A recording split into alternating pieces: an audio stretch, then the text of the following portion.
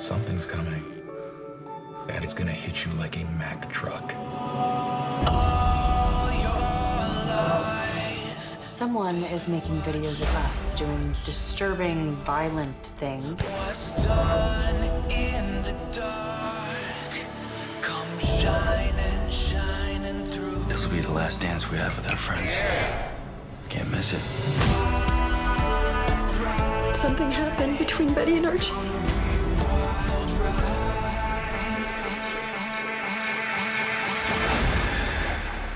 I'm never gonna get that image out of my head.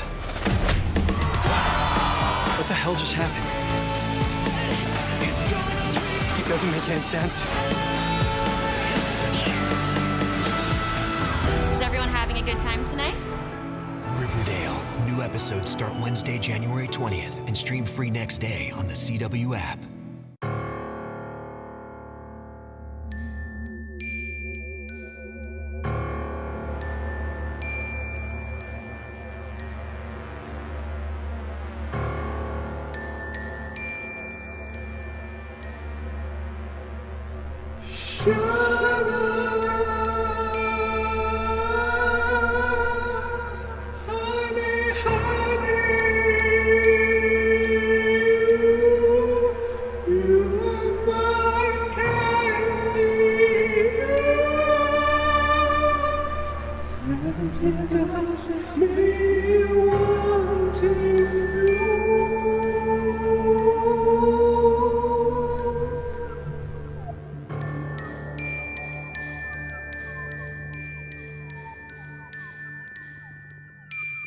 Welcome to Riverdale After Dark, a podcast about the CW's Riverdale that has finally seen the light of day for the first time in almost a year as the Season 5 trailer has finally been released.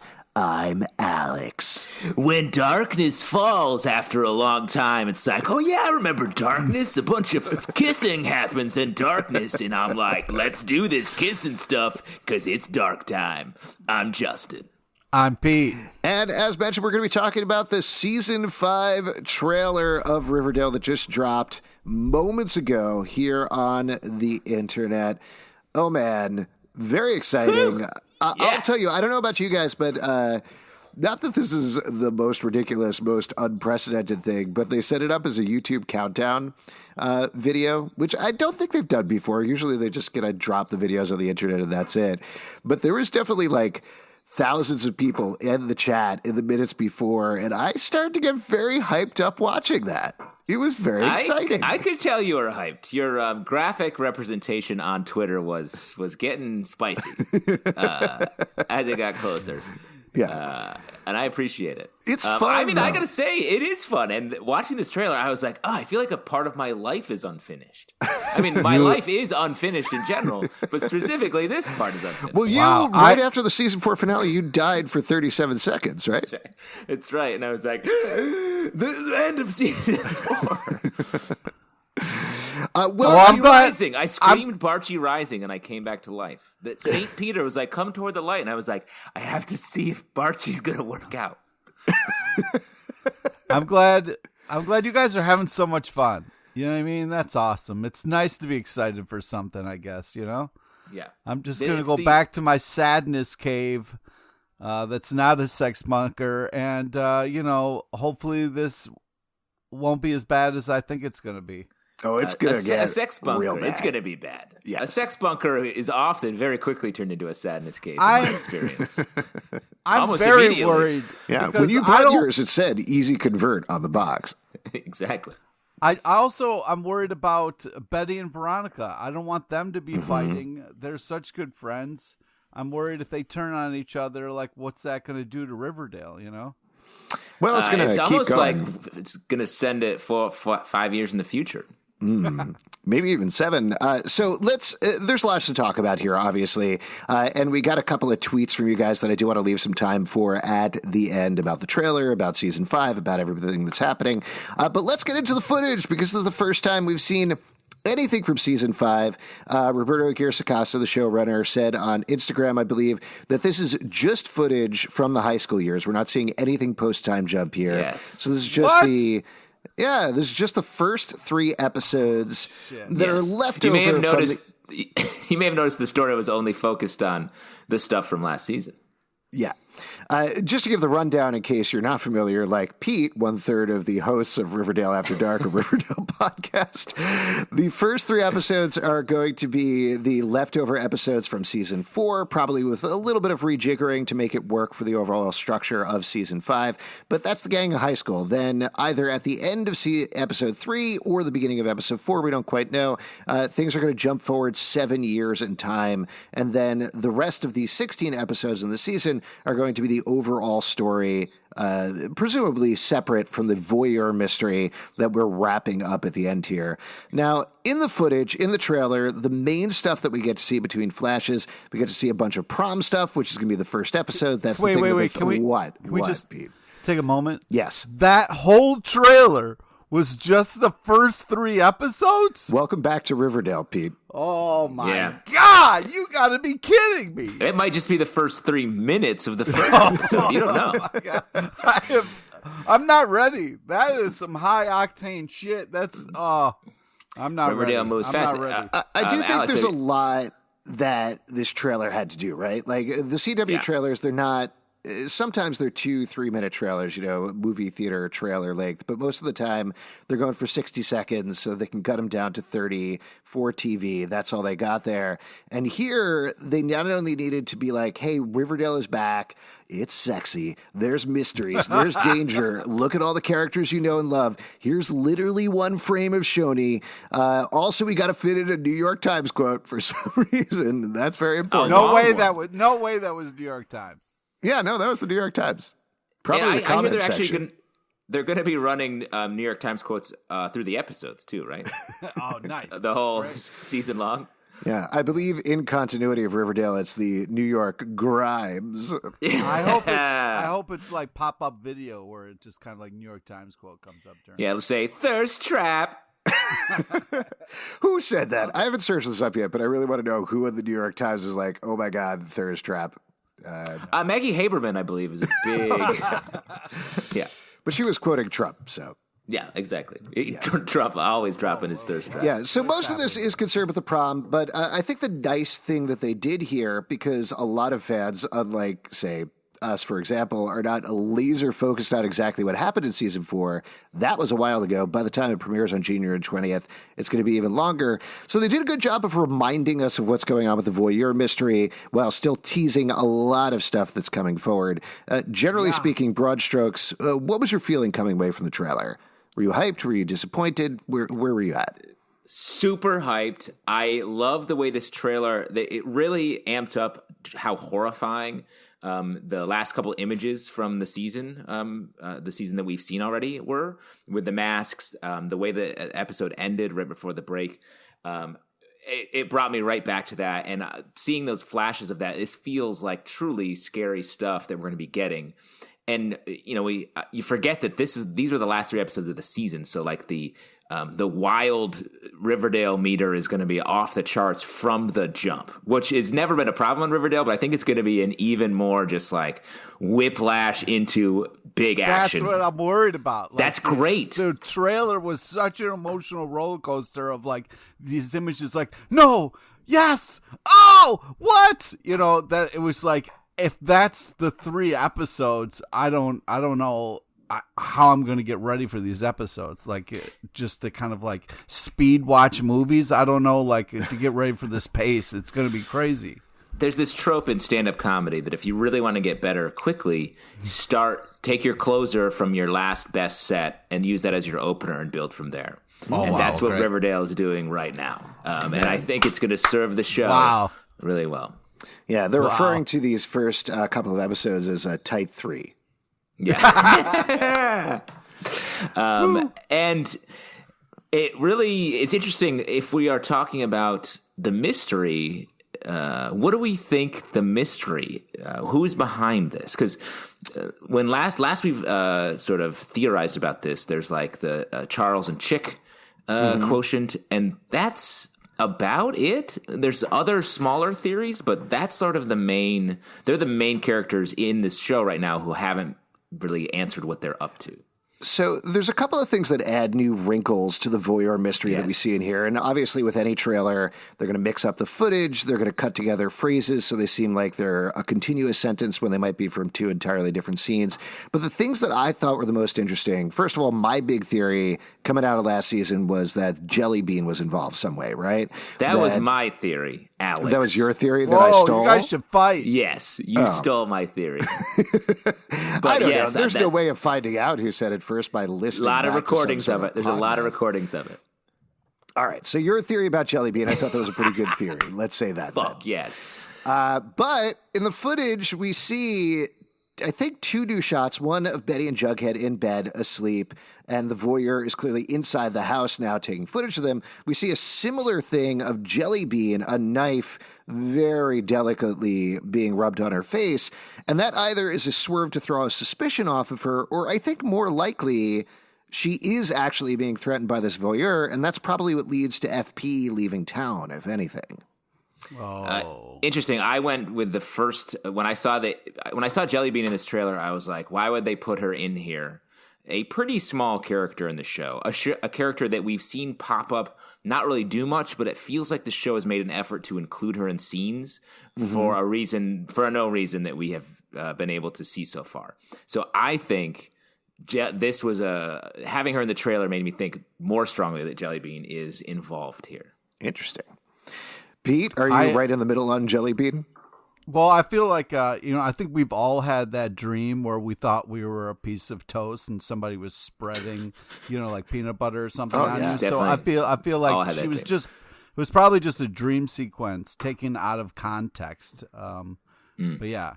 We should rewatch the trailer to see if there's any butter or jam on that knife. So there's that thing that I thought was kind of interesting. Well, real quick on that, just to finish it up, that makes me think that FP's leaving town, because then the theory, if Jelly Bean is behind this, is that all of the fucked up things that have happened in Riverdale and the way that the Archie gang has been involved in them have turned Jelly Bean. She's just been watching this and it's like poisoned her, and now she's become part of this problem. Then FP leaves because he can't believe that his family has been damaged. Because he hates Jelly Bean and he's like, I don't want to be near her. Well, I think Jelly Bean may go to some sort of institution or a juvenile delinquency type place.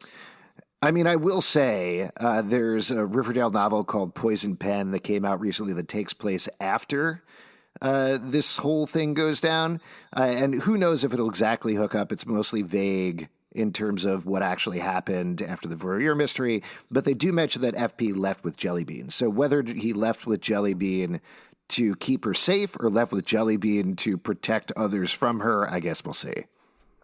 I would like to just say, after doing my real guess is, if I've learned anything from watching Batman the Animated Series, you go down to the docks, okay, and you see if there's like a warehouse that used to make clown masks or something like that, and that's where you start your investigation. Yeah, and we've talked about this before. Even though Riverdale is inland, it almost definitely has a bustling seaport somewhere. Yeah, that's 100% right. The river, the sugar water. What is it? Sweetwater. It's been a while. Sweetwater. Yeah, it's been a while. Sweetwater Creek is a bustling port. The other thing that I wanted to talk about, though, that I thought was really interesting with the Voyeur mystery that definitely perked my eyes up, we see a bunch of other scenes of Voyeur stuff. We see something at Prom that I'm sure we'll get to and talk to about in a second. But there's a new Voyeur mask that pops up here where Betty and Jughead are at some sort of like Flophouse rave or something like that. I don't even know what's going on. And they see a guy in an owl mask filming them. Yes. And then later on, it looks like the same guy in the owl mask is hanging from a noose, I think, in the cabin that the Voyeur was staying at last season, and Charles and Betty and Jughead are watching him hang. So, I don't know. It's hard to put those pieces together and figure out exactly what's going on, particularly because the masks so far have been like these comic book representations of the Riverdale characters.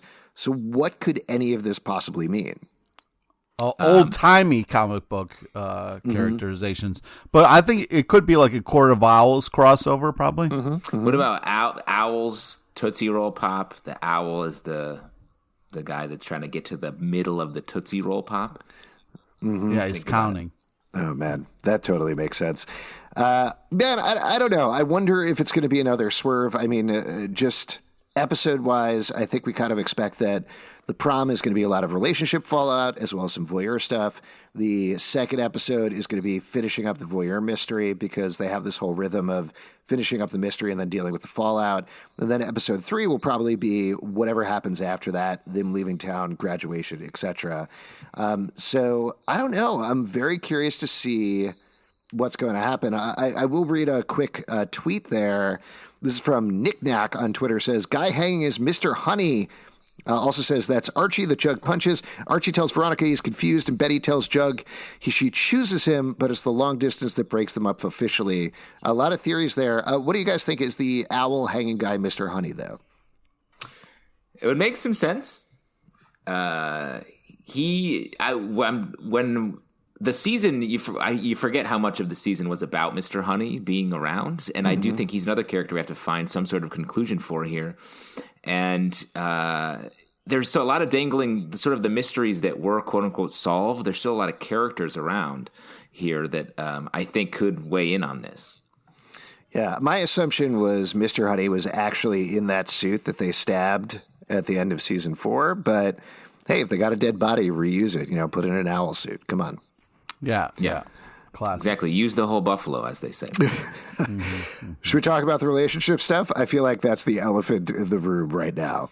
What relationships are you speaking of? I think what I'm speaking of is Veronica, and we kind of knew this was going to happen, but we find it out pretty explicitly, finds out that Betty and Archie kissed during the musical last season. Origin of love. She's sobbing. And also, I'll mention there is a Betty Jughead love scene that happens pretty early in the trailer. But if you look at their faces, they look pretty upset. Oh, come on. They do. I freeze framed through the whole thing for science. He freeze framed through all of the lovemaking scenes. Just back and forth, just to really check it out. You know what I'm talking about? No, I was actually curious about what was going on in that scene. So what do you think's going on here? Let's put together the pieces. And how do you feel, Pete, about Bughead's chances going forward? It's not looking good, but I still believe in Bughead. Okay. And, I'm worried. There's a lot of evidence to go against Bughead. And I don't know, it's hopefully they don't crush all my hopes and dreams. What about you, Justin? Where are you at? Rejoicing? In a game of spin the bottle, when you land on Barchi, you're up for a good time. And I think that's where we're headed here. Especially with knowing that the time jump is coming, it feels like the most natural time. Because I do think it's not like the end of these relationships and romances are coming. Like, I think after the time jump, all the same factors are going to be at play. Just more time will have passed. Mm-hmm. Things will have changed, but there's still the essential relationships are still there. And that will ostensibly be Barchi. Wow. I really hope after the time jump they have significant old age makeup. That would be the most hilarious. Oh, yeah. Hello, I'm Archie. Hello. Oh, there. This is a related question from Barchi Wedding Planner, who I feel like might have a little bit of an agenda on Twitter. Question your thoughts on Archie and Betty's future. Also, who you think will be prom queen. Ooh. And I will mention, this was spotted by some fans. I completely missed this, but in some of the blurry footage, there is somebody with prom king and queen crowns on. It looks like it might be Betty and Jughead to me, maybe, but it's very hard to see. I do think it's going to be either Betty and Jughead or Archie and Veronica. That's the best way to really drive the nail, to turn the knife in these relationship issues. I feel like it's going to be Betty and Archie who are prom king and prom queen. Oh, really? You think the entire school ships Barchi as well? Makes a lot of sense. Yeah. Anybody with any sense is really on board the Barchi train. I'm still pushing for Shoney, particularly because they did get that one awesome frame in the entire thing, and I think that would be a lot of fun. But I get what you're saying. I think if one of those couples get in there, that definitely ends up more dramatic. What do you think is going to happen with Betty and Archie, though? We've talked about this incessantly, but based off of this trailer, based off of what's coming forward, what do you think is going to happen?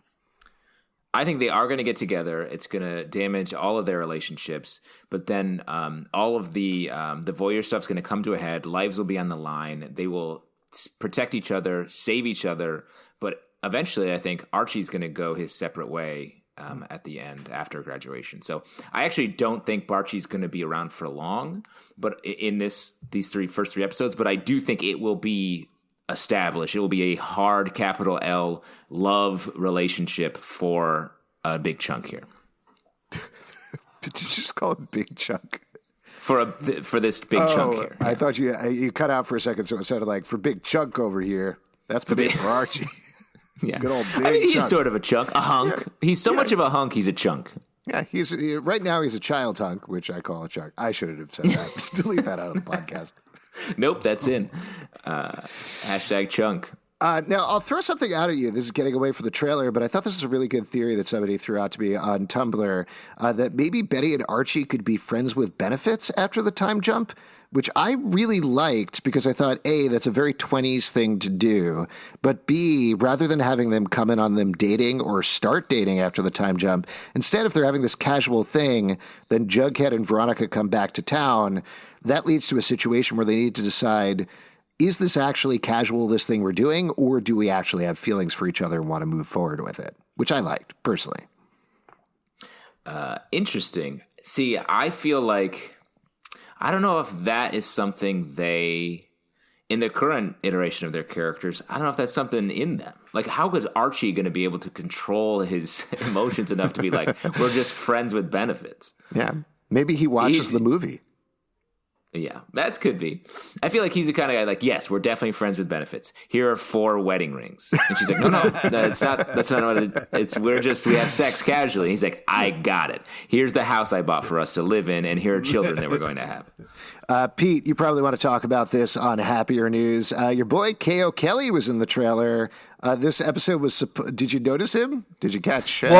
Well, then I'm saying KO is going to be prom king with Josie to be queen. I will say I love the idea. So this was supposed to be a crossover episode back when Katie Keene, R.I.P., was airing, where as a reminder, it takes place earlier in time, but we've already seen Lucy Hale as Katie Keene on the show, so K.O. Kelly shows up, has some sort of an exhibition match with Archie. I love the idea that he's in town to have an exhibition match, and they're like, hey, you want to come to prom with us? And he's like, yeah, sounds good. I mean, it's very KO to be like, yeah, I'll go to prom. I don't know. Sure, no I'm problem. just a palooka from New York City in this little Riverdale town. Boxing. Katie Keene. I'm excited to see him again. I think that's going to be fun. Yeah. Mixing it up with everybody. So that'll be a good time. Other moments you guys want to call out from the trailer before we go to another couple of quick tweets here? Betty walking around with a gun looking like a badass. Love that. That was very cool. Also, one thing I want to, I'm just sort of looking through my notes here. One thing that I thought was interesting, so we get to see Brett Weston Wallace right at the beginning of the trailer, right? Who we know is in prison now after season 4. He has a line. His line is, something's coming and it's going to hit you like a Mack truck, which I thought was really interesting because he's probably talking about the Voyeur thing. But now we know the season 5 mystery has something to do with a rogue trucker who is prowling the lonely highway. So I wonder if we're going to see more of Brett Weston Wallace. I'm sorry, what? Yeah, there's like a lonely trucker. There's a trucker prowling the lonely highway in season 5. Also some Mothman prophecies and stuff like that. Don't even worry about it. It's no big deal. Wow. I am not ready. Maybe Brett was just talking about the emotional implications of prom. Yes. He's just like, prom's a big time in your life. It's like a Mack truck of feelings. You've grown up.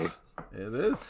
I mean, is that to say that he's bound up in, because he's pretty much not involved in the Voyeur stuff, ostensibly.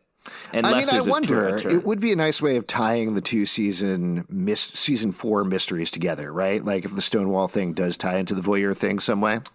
Which is something that they have done in the past on this show. Plus, I feel like that runs through Mr. Honey, if so. It feels like it started kind of at the school, you know? Maybe. I think I guess we'll have to see what happens there and whether it's just like an ominous saying or something else. And then the other thing that we should probably mention, which a lot of people were kind of buzzing about, was Archie at the gravestone, probably talking to Fred about saying it doesn't make any sense. Seemed to me, based on that scene, that he wasn't talking about the voyeur mystery. He's probably talking about Betty and Veronica, right? That's what I think. Really? I thought he was talking about 2020. Oh, it doesn't make any sense. That's true too. This year, Dad, it doesn't make any sense. Yeah. I think he is going to be in love with both Betty and Veronica in these first 3 episodes for sure, and maybe the rest of the season and his life. So I do think that's probably what he's talking about.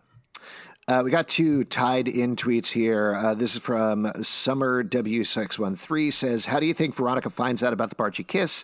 Example, the videotapes, the looks they exchange at prom, or someone cracks and tell her. And Sarah, without an H, follows up saying, looked like there was a voyeur tape of Archie and Betty at prom, so I'm wondering if that's how Veronica finds out. What do you think? How is this all going to come out at prom? I think voyeur tape. I think that's spot on. I think we're going to see some other people in masks who know about Archie and Betty. A tape will be revealed, and Veronica will say, Archie, what is this tape? I don't understand it. And he'll be like, it happened. Yeah, I was going to say either Archie buckles under the pressure like Veronica's like, why are you acting weird? And then he kind of comes clean. But I feel like the tape is going to be the way the show goes. Yeah, that makes sense to me. I thought it was the song this entire time until I saw that footage. And again, it might be some creative editing, but I think we cut to Kevin and Fangs being like, what the hell just happened over there? So it could be a blow up in a song. It could be the footage showing off at prom. I guess we'll have to see. This is not related to the trailer, but a quick thing from 7th Fatum on Twitter. Do you know if we might be seeing any characters struggling with their sexuality in season 5? If not, which characters would you like to see come out, if any? I don't have any information about that necessarily, but is there anybody you'd like to see with that sort of storyline? I'm curious who that would be. I mean, I feel like everybody is sort of comfortable where they are, if that makes sense. Like, I don't know. But I think it would be cool to have like maybe Kevin's story influences somebody else on the show to come out and stuff like that. Like could be cool. But yeah, maybe it's a good introduction to some new characters, or maybe friends of Tony or something like that. I think putting characters like Kevin more front and center is more important than introducing more characters or having more characters come out. Like we have these great characters who have already put themselves out there. Like, let's see them have relationships. Yeah, I totally agree with that. I mean, we know that Fangs and Kevin are going to be living together post Time Jump. I think that's great. Tony apparently is going to have a much more central role on the show, which is awesome and well-deserved. The only character I can think of offhand, I know fans are always pushing like Sharonica, maybe that could be a ship, or Jarchi or something like that. And that's totally cool if it happens. But there's the new character Tabitha Tate is entering. She's going to be working with her dad, Pop Tate, in some way. I would rather see her as a new character introduced and mix things up with the couples or with romantic interests of her own. Because at this point, at least from a viewer's perspective, she's a blank slate. So I think that would be fun. Yeah. Before we wrap up here, there's a bunch more tweets that I know we didn't get to, so apologies about that. But any final thoughts on the trailer, you guys, or things you're looking forward to in season 5? I just can't wait to watch the episode when it premieres tomorrow night. No, right there, because they wouldn't put a trailer out and make us wait any longer, right? Tell you what, die for 37 seconds again and see what happens. I always do. Whenever these mics go off, I immediately die. Pete, what are you looking forward to? I'm looking forward to hopefully not getting my dreams crushed. I'm looking forward to some high octane, intense show drama. So I'll have to get ready. I'll go out and buy Mountain Dew in bulk just to get fired up. That's a good idea. I can't believe we were making a I'm Justin being the one who dies for 37 seconds. I'm just excited. It's nice to see this show back again. And like you said earlier, Justin, we're starting off with 3 very exciting episodes that I know the writers are very excited about as well. I'm also excited that we're heading towards, and I know it's not the ideal situation, but kind of a shorter, more concentrated mystery with the rest of the season with 16 episodes that really gives them a chance to focus, to get the overall story. They've certainly had more time to prep because of COVID and everything. So that's fun. And I think the wilder and weirder they can make it, the more chances they can take, the better. I'm excited. I think it's going to be a good season. I can't wait. There you go. No, I cannot wait. Oh, okay. I physically can't wait. So roll season 5. Roll season 5. That's thank you, Alex. Right? Jeez, I can't believe it took this long. Yeah. Thank you all for listening. We're, of course, going to be back for the regular season when it comes back on January 20th every week. Very excited to chat with all of you about that. In the meantime, if you want to check us out live, we are live every Tuesday night at 7 p.m. to Crowdcast on YouTube on the Comic Book Club channel. Check that out. We would love to chat with you about Riverdale.